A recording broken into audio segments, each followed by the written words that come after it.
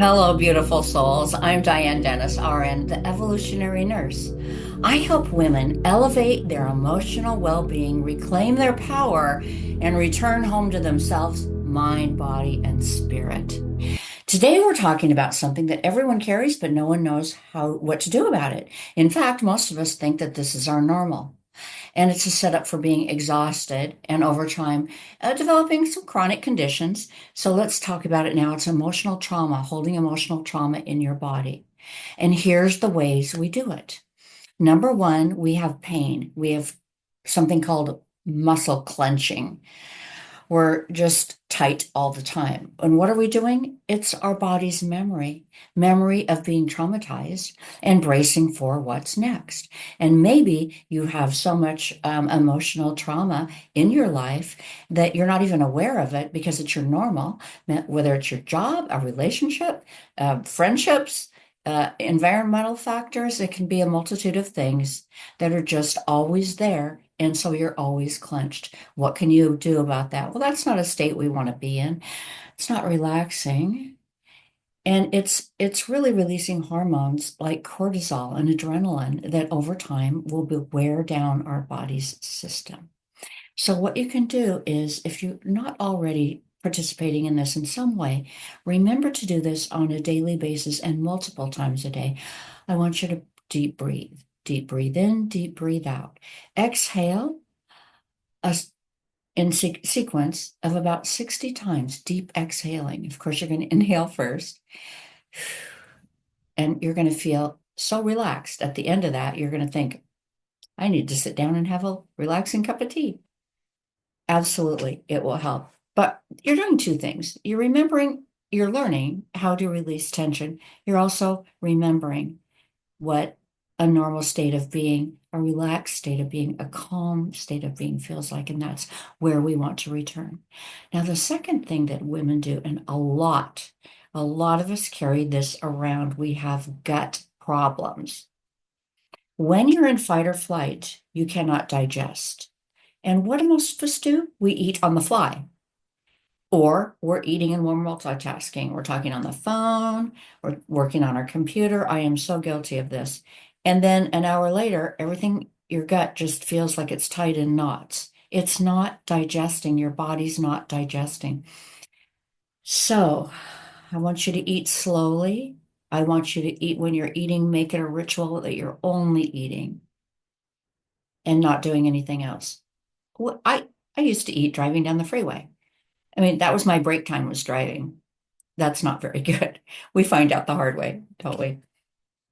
So, if you can deep breathe into your gut, feel your gut, put your hand on your gut and feel it soften.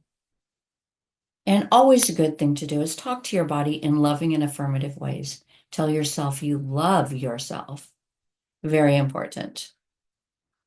The third thing that we do in holding on to emotional trauma is repeating patterns. This is a big one. Repeating patterns. We keep getting into dysfunctional relationships. Why do we do that? Well, we go towards what's familiar, not what's safe. Ironically enough, our body wants to be in a state of familiarity more than it wants to feel safe because familiarity on some unconscious level feels safer than not. And that's not true. So if we have a pattern of getting into relationships or getting into jobs or being in relationships that cause anxiety and stress, and maybe their high level intensity. What do? We mistake intensity for passion. We mistake chaos for something that it isn't. So those highly exciting and thrilling relationships, do you starting to notice what comes up, goes up, must come down? It isn't sustainable. So when we look at the patterns that we keep repeating and realizing we don't want the same results, then we learn how to change our patterns. And how do we do that? What's the solution for that? We slow down our decision-making process. We start to feel our feelings. What are our feelings? What are we really feeling? And then we can learn to unravel some of these patterns and develop better patterns. And finally, another thing that we do when we're carrying emotional trauma is we go numb. Instead of feeling our feelings, we're taught, conditioned not to feel our feelings, not to express our feelings. So if we're told, oh, don't act that way, don't feel that way, then what do? We don't feel the feelings that we're feeling. We are not in authenticity with our own selves. So what can we do about that?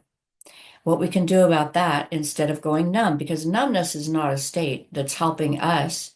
It's keeping us quiet. It's keeping us tapped down. And we're not even in touch with ourselves, let alone anyone else knows what's going on with us. We're just walking around outside of our body, right? Okay, so number one, I want you to get in your body. And that's very, very important and essential for your well-being and your safety. Being outside your body can create accidents. So feel your body from head to toe. Take an inventory. Get into the feeling, open up those channels. Does that feel different? Yes. You're not numb anymore, you're feeling. And then I want you to just feel, don't name it.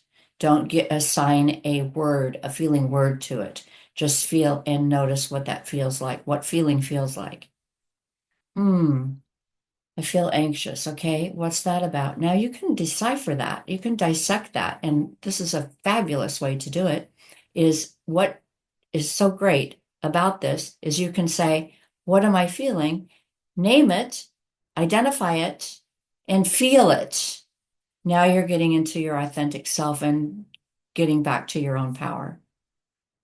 I hope this helped. I can't wait to see you again. And those of you who are waiting for my book to come out, An Evolutionary Leap from Breakup to Breakthrough, it is coming soon. And if you go to dianern.com, click on the free download, a wonderful PDF I have for you that can help. And it talks about some of these things as well. And then you'll get on the mailing list. And as soon as the book comes out, I'll let you know. Until next time, be safe and be well.